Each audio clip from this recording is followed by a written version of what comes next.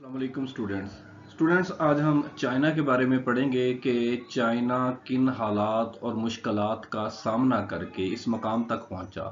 وہ کون سی منازل تھی، وہ کون سے کٹن سفر تھے، وہ کون سی قربانیاں تھی جو کہ اس مرحلے تک، اس مقام تک پہنچنے کے لیے چائنا کو دینی پڑی۔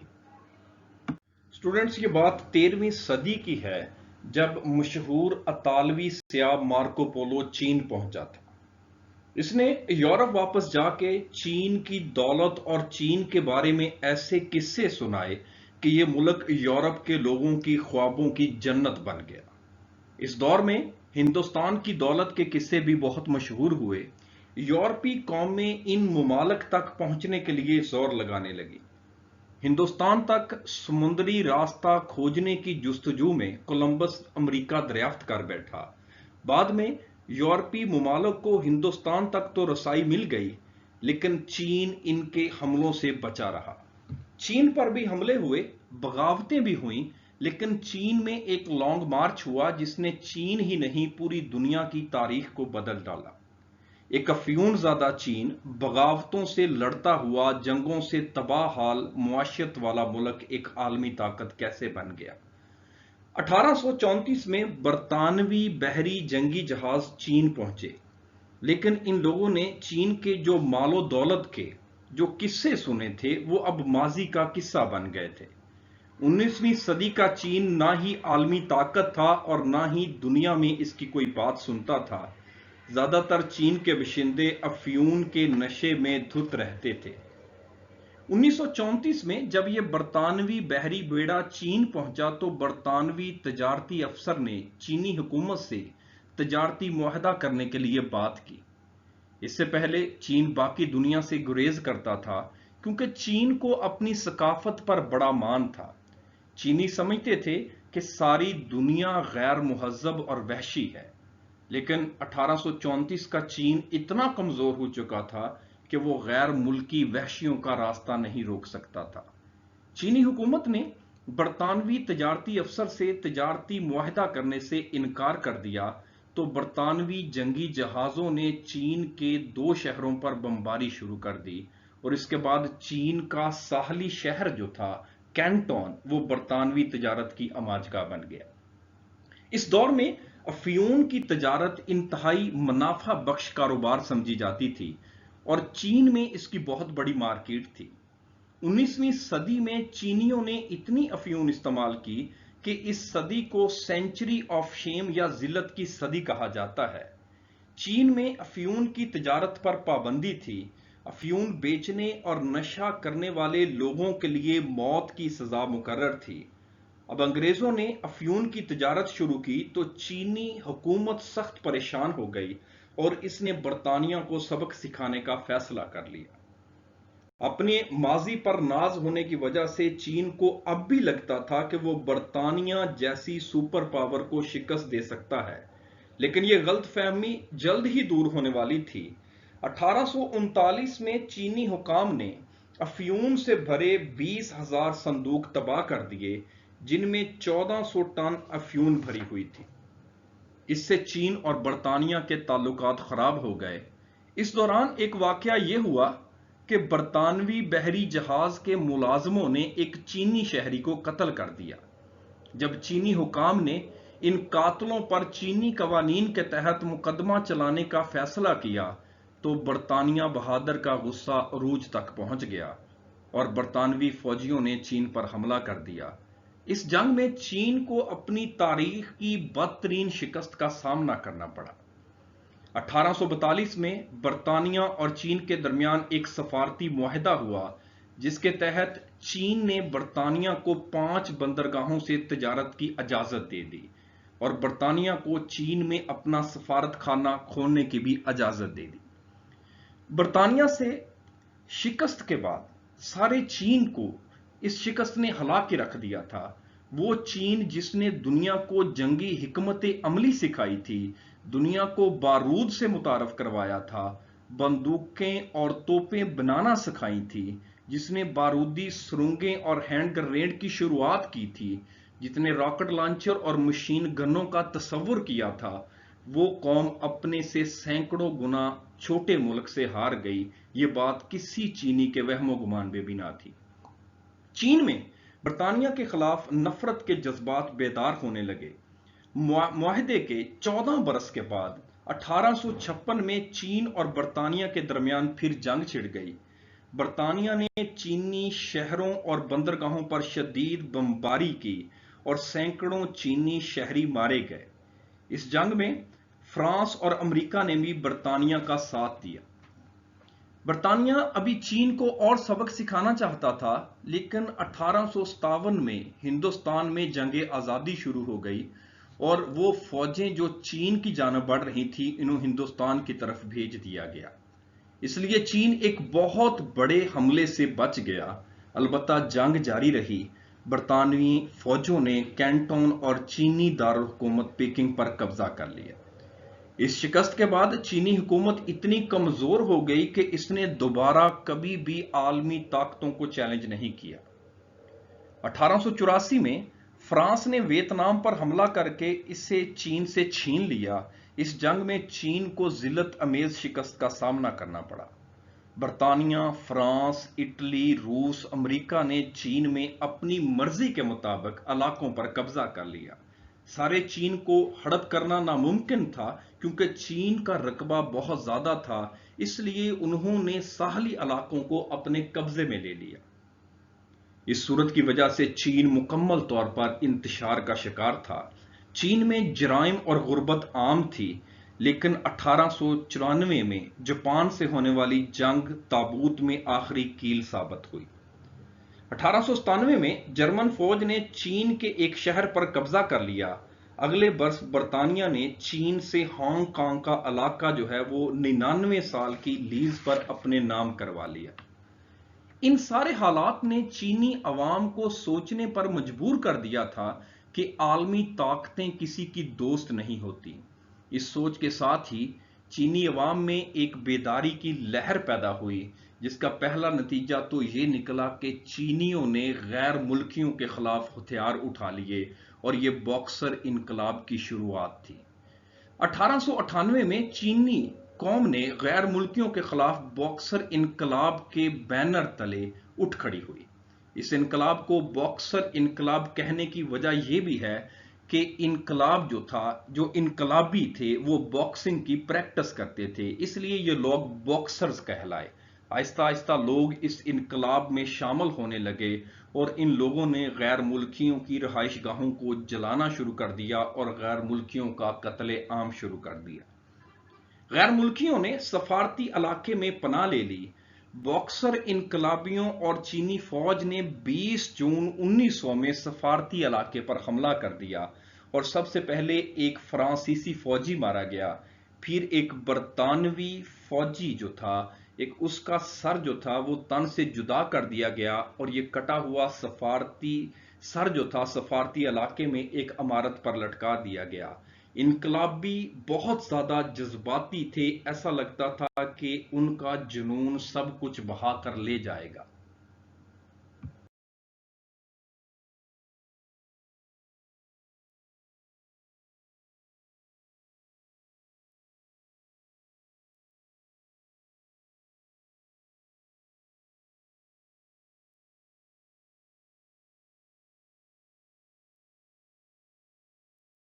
جب باکسرز انقلابیوں نے سفارتی علاقے کا محاصرہ کر لیا اور غیر ملکیوں کا قتل عام شروع کر دیا تو اس کے بعد برطانوی اتحادی فوجوں نے حملہ کر دیا اور جدید ٹیکنالوجی کے سامنے چینی زیادہ دیر تک ٹک نہ سکے اور پہلے ہی دن سینکڑوں چینی مارے گئے۔ اس حملے میں چینی فوج انتشار کا شکار ہو گئی اور بکھر گئی۔ چینی حکومتی حکام جو تھے وہ فرار ہو گئے اور دارالحکومت مکمل طور پر غیر ملکیوں کے قبضے میں آ گئے۔ غیر ملکی فوجوں نے پیکنگ پر قبضہ کر لیا اور شہر میں لوٹ مار شروع ہو گئی۔ چینی حکومت کا وہ محل جو کہ 5 صدیوں سے اس کے قبضے میں تھا، اسے جرمنوں نے اپنا ہیڈ کوارٹر بنا لیا۔ چین کی ملکہ مزدوروں والا لباس پہن کر شہر سے فرار ہو گئی اور ہزاروں باکسرز جو تھے، انقلابی جو تھے، ان کو مار دیا گیا۔ اس طرح چین کا پہلا انقلاب اپنے انجام کو پہنچا۔ 1908 में चीनी मलका का इंतकाल हो गया, जिसके 3 साल बाद ही फौज और अवाम ने हुकूमत का तख्ता उलट दिया और इस तरह चीन में एक और इनकलाब आ गया। लेकिन कौमों की जिंदगी में कोई इनकलाब भी हतमी नहीं होता। इनकलाब असल में एक रोमांस का नाम है जो कि मुसलसल तब्दीली चाहता है। ज्यादातर इसे इस बात से भी गर्ज नहीं होती कि इनकलाब का नतीजा क्या होगा। इनकलाब नौजवानों का इश्क होता है जो फौरी तब्दीली चाहते हैं। इनकलाब का जश्न मनाने वाली चीनी कौम को नहीं मालूम था कि अभी इश्क के इम्तिहान और भी हैं। चीन के हालात बेकाबू हो चुके थे। 20वीं सदी के चढ़ते सूरज ने भी चीन में अमन न देखा। ऐसे में वो लीडर सामने आया जिसकी सदियों से चीन को जरूरत थी। इसका नाम माओ नहीं था, इसका नाम सिंग याट सिन था। ये शख्स आला तालीम याफ्ता था। अमेरिका, बरतानिया और जापान समेत कई ममालिक घूम चुका था। कई इनकलाबियों की तरह वो भी बादशाहत से नफरत करता था। सिंग याट सिंह ने 1911 में अवाम और फौज को साथ मिलाकर चीनी बादशाहत खत्म कर दी। सिंग याट सिंह जमहूरी चीन का पहला सदर बना। 1921 तक पूरे चीन का कंट्रोल संभाल चुका था। सिंग याट सिंह का ख्वाब था कि चीन को मुत्हिद किया जाए और इसे एक मजबूत मुल्क बनाया जाए, लेकिन 1925 में सिंग याट सिंह का इंतकाल हो गया। चीनी कौम ने अपने महबूब लीडर की मौत पर भरपूर सोग मनाया और इसे बड़ी शान से दफन किया। चीनी सदर सिन की वफात के बाद दो नौजवान सामने आए जिनका दावा था कि वो चीन को मुत्हद करने का ख्वाब पूरा कर सकते हैं। ये दोनों नौजवान गरम खून इनकलाब का जोश लिए और सबसे बढ़कर एक दूसरे के जानी दुश्मन थे। एक का नाम शियांग की शेक था और दूसरा मायो जी तांग था। शियांग की शेक जो सिंग याट सिंह का सबसे होनहार शिगिर्द था, इसलिए वो जल्द ही हुकूमत पर काबू हो गया। यानी कि पहले बादशाह जो थे, सिन जो था, उसका ये शिगिर्द था शियांग की शेक। तो ये उसका शिगिर्द था, इसलिए ये हुकूमत पर काबज हो गया। दूसरी तरफ माओ था जो कि था तो अमीर बाप का बेटा लेकिन गरीबों का हामी था। वो कम्युनिस्ट पार्टी का सरबराह बन गया। कम्युनिस्ट पार्टी ने माओ की सरबराही में इनकलाब का परचम बुलंद कर दिया। 1931 में उन्होंने शियानशी सूबे पर कब्जा कर लिया और वहां सोवियत रिपब्लिक ऑफ चाइना के नाम से एक अलग रियासत बना ली। शियानकी की हुकूमत के लिए ये एक चैलेंज था। हुकूमत ने इस रियासत को कुचलने के लिए फौज भेज दी और यूं चीन में खाना जंगी का आगाज हो गया। चीन की खाना जंगी दुनिया की खौफनाक तहरीकों में से एक थी। फ्रीकैन किसी कायदे कानून के पाबंद नहीं थे।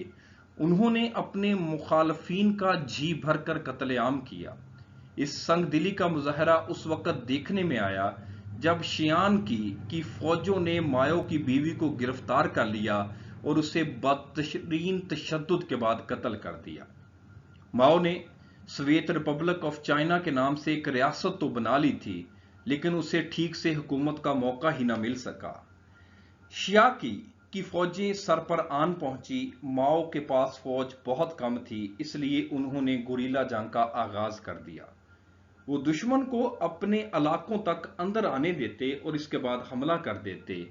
चारों तरफ से यह किया गया हमला बहुत अच्छी हिकमत अमली साबित होता। इस तरह शियांग की फौज के जो 4 मिशन थे वो नाकाम हो गए। इसी दौरान में जर्मनी ने अपना एक फौजी अफसर ऑटो ब्राउन जो था वो माओ की मदद के लिए भेजा। इस फौजी अफसर ने गुरीला जंग की बजाय आमने सामने लड़ने की तजवीज दी। इसके बाद शियानकी ने एक और बहुत बड़ा हमला किया। उसकी फौज में तकरीबन 7 लाख फौजी जो थे वो शामिल थे। इस हमले में 60,000 के करीब माओ के फौजी मारे गए।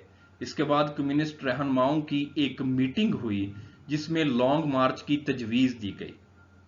कम्युनिस्ट चाहते थे कि वो अपने इलाकों से निकलकर किसी महफूज मकाम तक जा पहुंचे।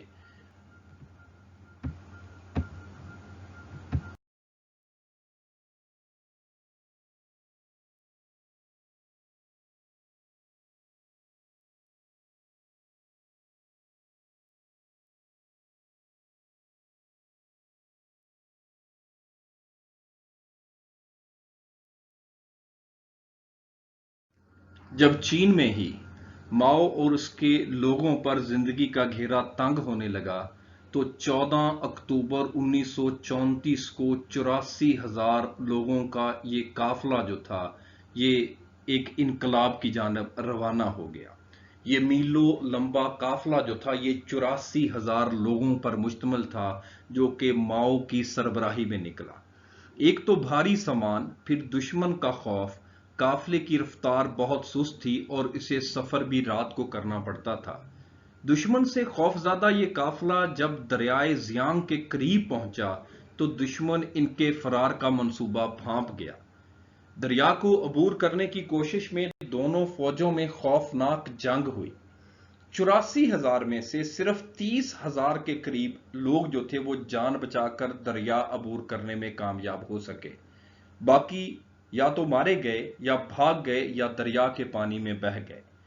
کمیونسٹ دریا تو عبور کر گئے لیکن دشمن کی فضائیہ اب بھی ان پر حملے کر رہی تھی اور فوجی دستے اب بھی ان کے پیچھے لگے ہوئے تھے۔ ہر روز لاشیں گر رہی تھیں۔ 3 ماہ شدید مشکلات اٹھا کر چینی انقلابیوں کا یہ تھکا ماندہ قافلہ جو تھا وہ گوئی زو صوبے میں پہنچ گیا۔ یہاں پہنچ کر شکست خوردہ تھکے ہارے کمیونسٹ جو تھے ان کی ایک میٹنگ ہوئی اور ماؤ پر انہوں نے ایک دفعہ پھر یقین اور اعتماد کا اظہار کیا اور ماؤ کو ایک بار پھر انہوں نے لیڈر مان لیا اور کمیونسٹ پارٹی کے چیئرمین بنے، اور اس کے بعد ماؤ اپنی زندگی کے آخری سانس تک اس عہدے پر فائز رہے۔ اس کے بعد ماؤ کو مکمل طور پر اختیارات دے دیے گئے۔ ماؤ پر جب دوبارہ اعتماد اور یقین کا اظہار کیا گیا اور اسے پارٹی کا سربراہ بنایا گیا تو لوگوں کو احساس ہوا کہ وہ شکست خوردہ لوگ نہیں ہیں بلکہ انقلاب کے وہ سپاہی ہیں جو کہ جدید چین کی بنیاد رکھنے جا رہے ہیں۔ یہ انقلاب کا ٹرننگ پوائنٹ تھا۔ لانگ مارچ کے اس حصے پر یہ شعر بالکل فٹ بیٹھتا ہے: جو رکے تو کوہے گراں تھے ہم، جو چلے تو جاں سے گزر گئے، رہے یار ہم نے قدم قدم تجھے یادگار بنا دیا۔ ماؤ نے لوگوں کو حکم دیا کہ اگر شیان کی فوجوں سے بچنا ہے تو خطرناک پہاڑی سلسلوں میں داخل ہو جاؤ تاکہ دشمن پیچھا نہ کر سکے اور وہاں سے راستہ بناتے ہوئے شانگ سی صوبے کی طرف چلو۔ لانگ مارچ کا یہ سلسلہ جب خطرناک ہوتا گیا تو لوگ چین کے دشوار گزار پہاڑی راستوں تک پہنچے۔ یہ پہاڑی سلسلے انتہائی خطرناک تھے۔ نیشنل فوج یعنی کہ سرکاری فوج نے تمام اہم راستوں، پہاڑی دروں اور پہاڑوں پر اپنی چوکیاں بنا کر وہاں اسلحے سے مسلح فوج تعینات کر دی تھی۔ جب ماؤ کے ساتھی ان راستوں پر چلتے تو ان پر گولیاں برسائی جاتی۔ حالات بہت خطرناک ہو چکے تھے، لیکن ماؤ کی لیڈرشپ نے انقلابیوں میں ایسا جوش بھر دیا تھا کہ وہ دیوانہ وار موت سے بھی ٹکرا گئے۔ پہاڑی راستوں پر بھوک، پیاس، شدید سردی اور دشمن کی فائرنگ سے ان گنت انقلابی مارے گئے۔ کئی لوگوں کو تو بھوک کی وجہ سے چلتے چلتے موت آ گئی۔ کئی لوگ چلتے چلتے گر گئے کہ دوبارہ اٹھ نہ سکے۔ ماؤ موت کی آنکھوں میں آنکھیں ڈال کر اپنے ساتھیوں کا حوصلہ بڑھاتے رہے۔ انقلابیوں کا فولادی عزم 4,000 بلند پہاڑی سلسلوں پر بھی غالب آ گیا۔ مشکلات سے لڑتے ماؤ اپنے ساتھیوں کے ساتھ شیانگ اور شوانگ کے صوبے تک جا پہنچے۔ تب تک سارے چین کے اندر ماؤ کے لانگ مارچ کے چرچے ہو چکے تھے۔ دوسرے صوبوں میں رہنے والے کمیونسٹ کی فوجوں نے ان کے استقبال کی تیاری کر لی تھی۔ 22 اکتوبر 1935 کو یہ انقلابی قافلہ جو تھا جب سرحدی علاقے میں پہنچا تو ان کا شاندار استقبال کیا گیا اور اس طرح لانگ مارچ کا اختتام ہو گیا۔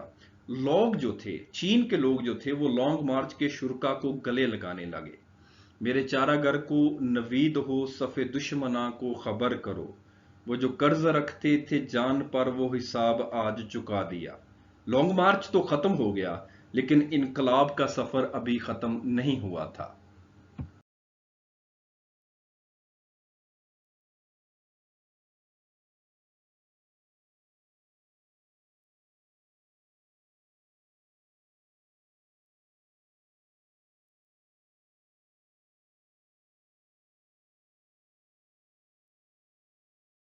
آخرکار ماؤ کا یہ انقلابی لانگ مارچ جو تھا وہ اختتام پذیر ہوا۔ ماؤ اور اس کے ساتھیوں نے 6,000 میل یعنی کہ 10,000 کلومیٹر کا سفر طے کیا تھا۔ 6,000 میل یعنی کہ 10,000 کلومیٹر کا سفر پیدل طے کیا تھا۔ انہوں نے 24 دریا اور 18 پہاڑی سلسلے بھی عبور کیے۔ لانگ مارچ شروع کرنے والے 84,000 میں سے صرف 8,000 لوگ باقی بچے تھے۔ مغربی ممالک بھی مان گئے کہ اتنا لمبا لانگ مارچ، دشوار گزار پہاڑی سلسلوں کو عبور کرنا، بھوک، سردی، موسم کی شدت، ماؤ جیسا بڑا لیڈر ہی برداشت کر سکتا ہے۔ ماؤ نے اختیارات ملتے ہی جنگ کی تیاری شروع کر دی۔ سرکاری فوج اب بھی چین کے زیادہ تر حصوں پر قابض تھی۔ ماؤ نے ایک نیا ہتھیار متعارف کروایا۔ یہ کوئی جنگی ہتھیار نہیں تھا، یہ تعلیم کا ہتھیار تھا۔ ماؤ نے اپنے زیر انتظام علاقوں میں سکول کھولے اور اپنے لوگوں کو تعلیم کی طرف راغب کیا۔ شیانگ کی یعنی کہ بادشاہ جو تھا، سمجھ چکا تھا کہ ماؤ کو ختم کیے بغیر اس کی حکومت قائم نہیں رہ سکتی، سرکاری حکومت قائم نہیں رہ سکتی۔ وہ آخری اور فیصلہ کن حملے کی تیاری کر رہا تھا۔ یہ حملہ ماؤ کی لانگ مارچ کی کامیابیوں کو نیست و نابود کر سکتا تھا۔ شیانگ کی کو اپنی کامیابی کا یقین تھا۔ اسے یقین تھا کہ وہ ماؤ کو آسانی کے ساتھ شکست دے دے گا۔ جب وہ حملے کی تیاری کر رہا تھا، اسی دوران میں سرکاری فوج میں بغاوت ہو گئی اور فوج انتشار کا شکار ہو گئی۔ جاپان نے اس موقع سے فائدہ اٹھاتے ہوئے چین کے 2 شہروں پر قبضہ کر لیا۔ جاپانی فوجی مسلسل چین پر حملے کر رہے تھے۔ ہزاروں لوگ مارے گئے، لاکھوں بے وطن ہو چکے تھے۔ شیانگ کی گرفت حکومت پر کمزور ہو چکی تھی۔ ادھر ماؤ نے اپنی فوج کے ساتھ جاپانیوں پر حملے کرنے شروع کر دیے۔ یہ لوگ گوریلا جنگ کی حکمت عملی اپنائے ہوئے تھے اور اسی جنگی حکمت عملی کے تحت یہ حملے کرتے تھے۔ لوگوں کا اعتماد جو تھا وہ شیانگ کی بجائے اب ماؤ پر تھا۔ اب لوگ جو تھے وہ ماؤ کے ساتھ شامل ہو رہے تھے اور وہ لوگ ماؤ کو ہی اپنا مسیحا سمجھنے لگے تھے۔ ماؤ کو ایک بہت بڑا فائدہ یہ ہوا کہ جب امریکہ نے جاپان کے خلاف جنگ شروع کی تو جاپان کو اپنی فوج چائنا سے نکال کر امریکہ کے خلاف لڑنے کے لیے بھیجنا پڑی۔ اس طرح جن علاقوں سے جاپانی فوج نکل جاتی ان علاقوں پر ماؤ قبضہ کر لیتا۔ اس طرح کچھ ہی عرصے میں ماؤ نے ایک بہت بڑے چینی علاقے پر قبضہ کر لیا تھا۔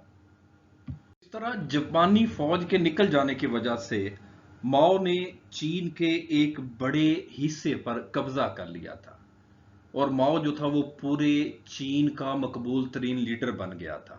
اس وقت ماؤ اور سرکاری فوج جو کہ شیانگ کی کے کنٹرول میں تھی، ان کے درمیان ایک خوفناک جنگ ہوئی۔ اس جنگ کی تباہ کاری کا اندازہ اس بات سے لگا لیں کہ اس جنگ میں سرکاری فوج کے 6 لاکھ فوجی ہلاک ہوئے اور 70 لاکھ فوجیوں نے ہتھیار ڈال دیے، جبکہ ماؤ کے 15 لاکھ فوجی بھی ہلاک یا زخمی ہوئے، جبکہ 50 لاکھ عام شہری ہلاک ہوئے۔ 1945 سے 1949 تک لڑی جانے والی اس جنگ میں 70 لاکھ لوگ مارے گئے۔ 4 سال کی لڑائی میں ماؤ کی فوج نے پورے چین پر قبضہ کر لیا۔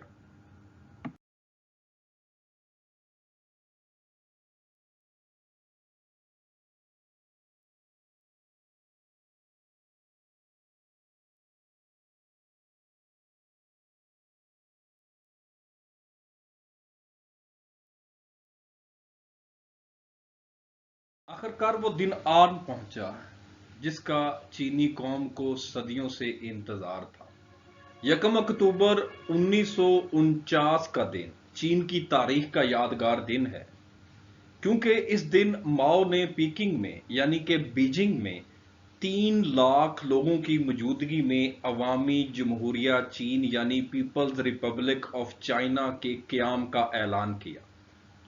ماؤ نے حکومت تو بنا لی تھی، لیکن اب بہت سے ممالک نے اسے تسلیم کرنے سے انکار کر دیا، یہاں تک کہ اقوام متحدہ نے بھی اس کی حیثیت ماننے سے انکار کر دیا۔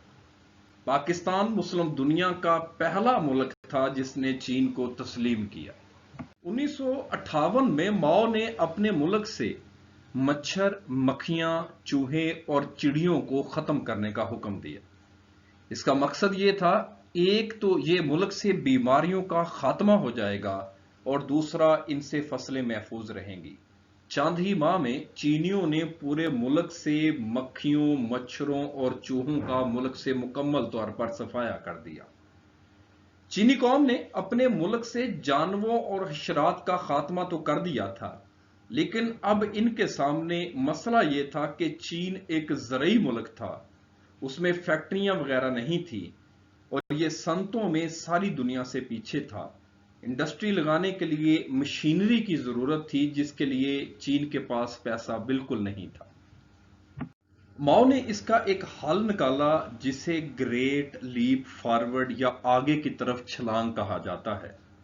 ماؤ نے یہ طے کیا کہ 1970 تک چین کو سٹیل کی پیداوار میں اتنا آگے لے جانا ہے کہ وہ ترقی میں برطانیہ کو پیچھے چھوڑ دے، اور اس کے لیے ماؤ نے پورے ملک میں سٹیل کی بھٹیاں بنانے کا حکم دیا، خاص طور پر دیہاتوں میں۔ ماؤ نے حکم دیا کہ کوئی بھی شخص، چاہے وہ کسان ہے، سرکاری ملازم ہے، مزدور ہے یا کوئی بھی شخص ہے، وہ اپنے کام سے فارغ ہو کر ان بھٹیوں پر کام کرے گا۔ مردوں کے ساتھ ساتھ خواتین کو بھی حکم دیا گیا کہ وہ گھر کے کام چھوڑ کر ان بھٹیوں پر کام کریں۔ ان بھٹیوں کے ساتھ پبلک کچنز قائم کر دیے گئے تاکہ لوگوں کو کھانا وہیں سے ملے اور وہ گھر جا کر کھانا نہ کھائیں۔ کسانوں کو حکم دیا گیا کہ وہ اپنی تمام پیداوار جو ہے وہ حکومت کو دیں تاکہ ان سے پبلک کچنز کا انتظام چلایا جائے۔ پوری چینی قوم جو تھی وہ کام پہ لگ گئی، ایک بھی شخص جو تھا اسے فارغ بیٹھنے کی اجازت نہیں تھی۔ ماؤ کا یہ اقدام تھا تو زبردست، لیکن آئندہ کچھ سالوں میں چین میں قحط پڑ گیا۔ اس کی سب سے بڑی وجہ تو یہ تھی کہ وہاں بارشیں نہ ہوئیں، دوسرا کسانوں کی تمام پیداوار جو تھی وہ حکومت خود حاصل کر رہی تھی اور کسان اپنا زیادہ تر وقت بھٹیوں پر گزارتے تھے اور اپنی فصلوں کو کچھ وقت نہ دے سکے، جس کی وجہ سے قحط پڑ گیا۔ اس قحط کی وجہ سے 3 کروڑ 20 لاکھ ایکڑ رقبے پر کوئی فصل نہ ہوئی۔ نتیجہ یہ ہوا کہ لوگ بھوک سے مرنے لگے، تو اس پر چینی حکومت ہاتھ پر ہاتھ دھرے نہ بیٹھی رہی۔ اس نے 6 کروڑ لوگوں کو نئی نہریں کھودنے پر لگا دیا، جس کا کچھ فائدہ ہوا۔ ملک میں فصلوں کی پیداوار میں بہتری آئی، لیکن اس قحط کا نقصان یہ ہوا کہ اس قحط میں 4 کروڑ چینی جو تھے وہ اپنی جان سے ہاتھ دھو بیٹھے۔ اس کے بعد چین نے اپنے آپ کو دفاعی طور پر مضبوط کرنے کی منصوبہ بندی کی اور اپنی فوج کو مضبوط کیا۔ ماؤ کی منصوبہ بندی کی وجہ سے چین میں صنعتیں بنی۔ جس جدید چین کا خواب ماؤ نے دیکھا تھا وہ اب پورا ہونا شروع ہو گیا تھا، لیکن 1976 میں ماؤ کی وفات ہو گئی۔ ماؤ کی وفات کی خبر سن کر 80 کروڑ کے قریب لوگ جو تھے، جب انہوں نے ماؤ کی موت کا اعلان ریڈیو پر سنا تو دھاڑے مار کر رونے لگے۔ کمیونزم کے پرچم میں لپٹے ماؤ کا جسم جو تھا وہ لوگوں کے دیدار کے لیے رکھ دیا گیا اور پورے چین کے اندر 8 روز تک سوگ منایا گیا۔ ماؤ کا جسم جو ہے اسے ایک کیمیکل لگا کر محفوظ کیا گیا اور یہ آج بھی بیجنگ کے اندر محفوظ ہے، جسے کیمیکل لگا کر محفوظ کیا گیا ہے۔ ماؤ کی وفات کے بعد ماؤ کی بیوی کو گرفتار کر لیا گیا۔ اس پر الزام لگایا گیا کہ اس نے ملک میں بغاوت کی ہے اور ماؤ کو قتل کرنے کی سازش کی تھی۔ ماؤ کی بیوی کو سزائے موت سنا دی گئی۔ اس کا ٹرائل جو تھا وہ ٹی وی کے اندر پوری چینی قوم کو دکھایا گیا، اس کی تذلیل کی گئی، لیکن اس سزا کے بعد اس سزا کو عمر قید میں تبدیل کر دیا گیا۔ 1951 میں ماؤ کی بیوی جو تھی وہ گلے کے کینسر میں مبتلا ہو گئی تو اسے رہا کر دیا گیا، لیکن اس کے بعد 77 سالہ ماؤ کی بیوی نے خودکشی کر لی۔ ستم ظریفی یہ ہے کہ ماؤ کی پہلی بیوی کو مار دیا گیا تھا और दूसरी बीवी ने खुदकुशी कर ली थी।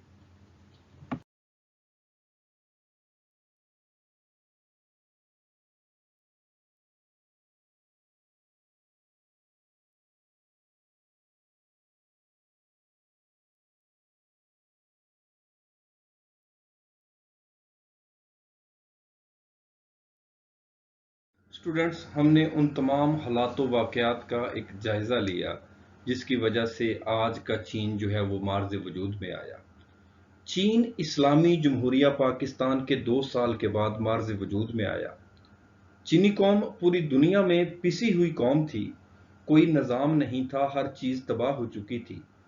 जापान ने दूसरी जंग अजीम में चीन के करोड़ों लोग कत्ल कर दिए थे। 1949 में ये एक अलग वतन के तौर पर नमूदार हुआ और सबसे पहले इसे तस्लीम करने वाला मुस्लिम मुल्क, इस्लामी मुल्क पाकिस्तान था।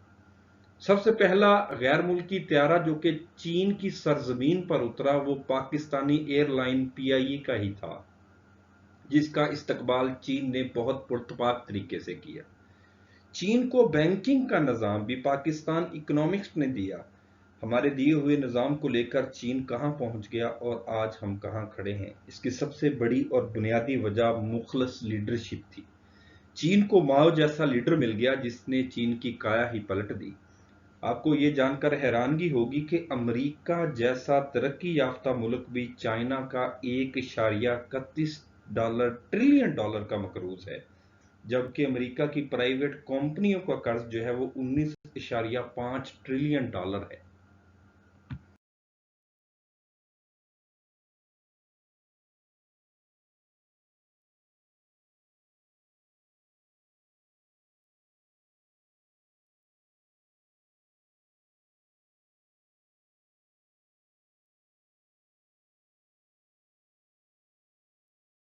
चीन आलमी मुआशरत पर छाया हुआ है। दुनिया के अंदर शायद ही कोई ऐसा घर हो जिसमें चीन की मसनूआत इस्तेमाल नहीं हो रही हों। चीन में एक ऐसा महकमा भी है जो कि सियासत में आने वाले लोगों को तरबियत देता है।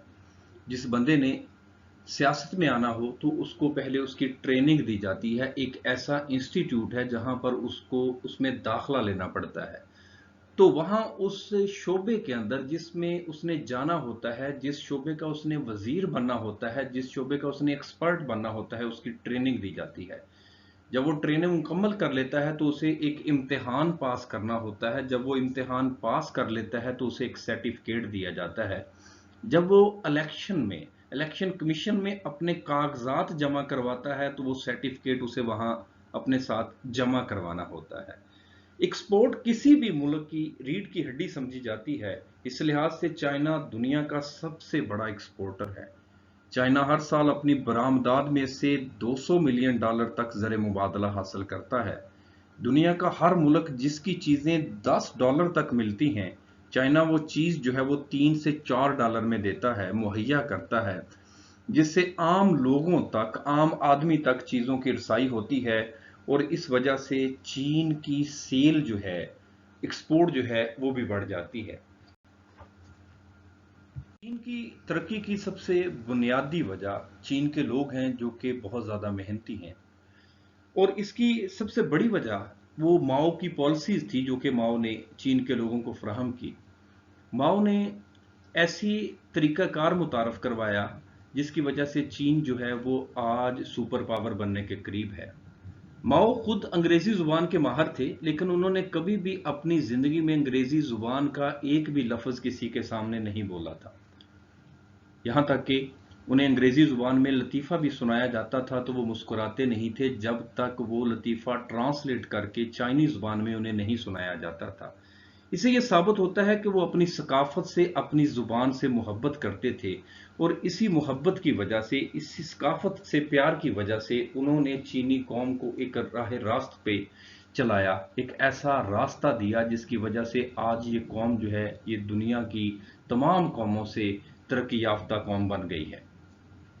अब चाइना के बारे में कुछ दिलचस्प हकाइक को डिस्कस करते हैं। बाकी चाइना ने तरक्की कैसे की, चाइना ने ये तरक्की की मनाजिल कैसे तय की, ये हम अपने लेसन के अंदर पढ़ेंगे।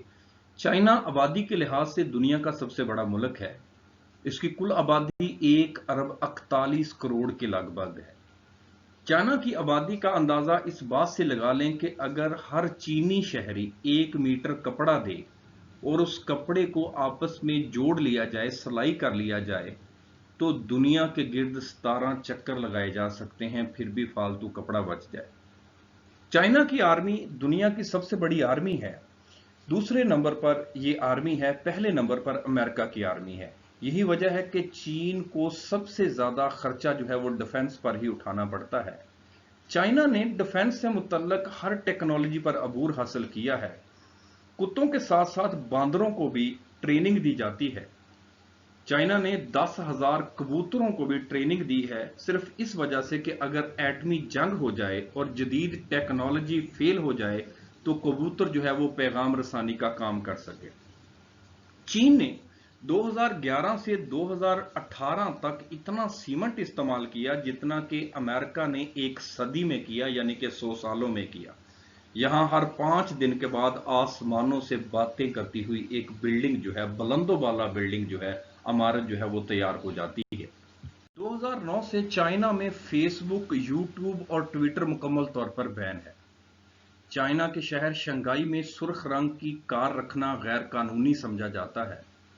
दुनिया का तरक्की याफ्ता मुल्क होने के बावजूद अभी तक 30 करोड़ के करीब लोग जो हैं वो गारों में रहते हैं। 2010 में चाइना के शहर शंघाई में 100 किलोमीटर लंबा ट्रैफिक जैम हुआ था, जो कि मुसलसल 12 दिन तक जारी रहा। इस ट्रैफिक जैम को दुनिया का सबसे बड़ा ट्रैफिक जैम भी कहा जाता है। चाइना में हर 10 सेकंड के बाद एक अबनॉर्मल बच्चा पैदा होता है, जिसकी सबसे बड़ी वजह वहां की पोल्यूशन है। चाइना में ज्यादातर लोग पोल्यूशन की वजह से फेस मास्क जो है वो इस्तेमाल करते हैं, जो कि आज हम लोग भी कोरोना की वजह से इस्तेमाल कर रहे हैं। चाइना के शहर शंघाई में एक दिन में सांस लेना जो है, यानी कि 24 घंटे जो है गुजारना जो है, उससे जिस्म को इतना नुकसान होता है जितना कि एक दिन में 24 सिगरेट पीने से नुकसान होता है। आपको हैरानगी होगी कि चाइना का पोल्यूशन जो है वो खला से भी देखा जा सकता है। दुनिया की लगभग 29% पोल्यूशन जो है उसका सबब चाइना है। अगर आपको दुनिया के किसी भी कोने में सफेद पांडा नजर आए तो समझ लीजिए कि ये पांडा इस मुल्क की मलकियत नहीं है, बल्कि ये पांडा जो है ये चाइना की मलकियत है, क्योंकि दुनिया भर के पांडों को चाइना ने खरीदा हुआ है। चाइना के मुतल्लिक एक और दिलचस्प कहावत मशहूर है कि यहाँ कुर्सी और मेज को छोड़कर हर 4 पांव वाली चीज को खाया जाता है, यानी कि रोए कायनात पर जमीन पर जितने हशरात हैं, कीड़े मकोड़े हैं, हर चीज चाइना के अंदर खाई जाती है। आपको सुनकर हैरानगी होगी कि चाइना में नकली चावल भी बनाए जाते हैं। चीन में बनने वाले इन चावलों को प्लास्टिक राइस कहा जाता है।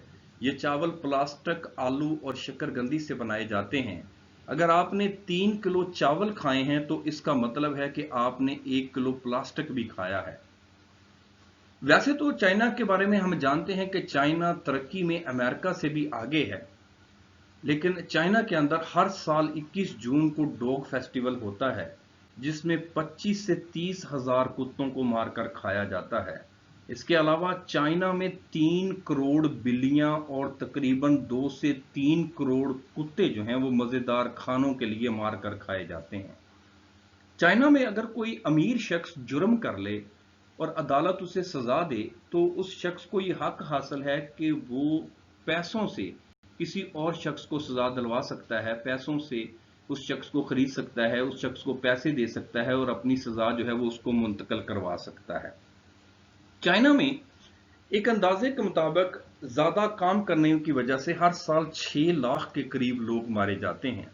खुदकुशी करने का रुझान इतना ज्यादा है कि आपको नदी नालों से लाशें निकालने की नौकरी भी मिल सकती है। चाइना में 1 चाइल्ड पॉलिसी लागू थी कुछ साल पहले तक। इसकी वजह से तकरीबन हर साल 10 लाख बच्चियों को पैदा होने से पहले ही मार दिया जाता था या पैदा होने के बाद मार दिया जाता था। उनका मानना था कि अगर बेटा पैदा करेंगे तो वो बड़ा होकर उनका सहारा बनेगा, जबकि वो लोग बेटी को बोझ ही समझते थे। ये कुछ चाइना के बारे में हकाइक थे जिनको हमने डिस्कस किया। इसके अलावा मजीद हकाइक जो हैं वो जैसे जैसे हम लेसन पढ़ेंगे मैं आपको मजीद हकाइक जो है वो इसके बारे में बताता रहूँगा। رہوں گا۔ اللہ حافظ۔